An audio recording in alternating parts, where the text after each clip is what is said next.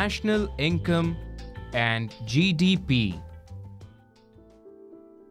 Vidya, today we will discuss new chapter, National Income and GDP.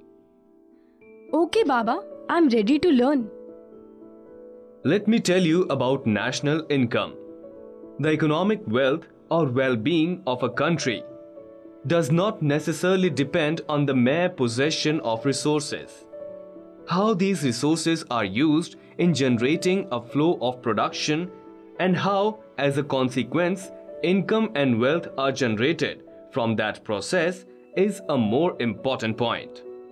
Okay, I understood that resources are used to generate the flow of production and then the income and wealth is generated of a nation.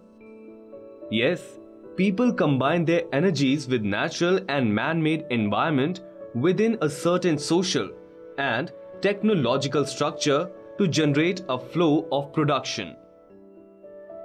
In our modern economic setting, this flow of production arises out of production of commodities, that is, goods and services, by millions of large and small enterprises. Baba, what are goods and services? Vidya, goods and services are the outcome of human efforts to meet the wants and needs of the people.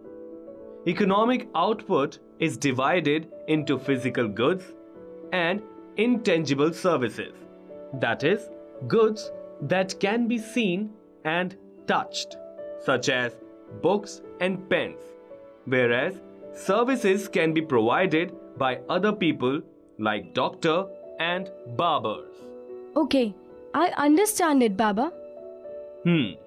Now these enterprises range from giant corporations employing a large number of people to single entrepreneur enterprises.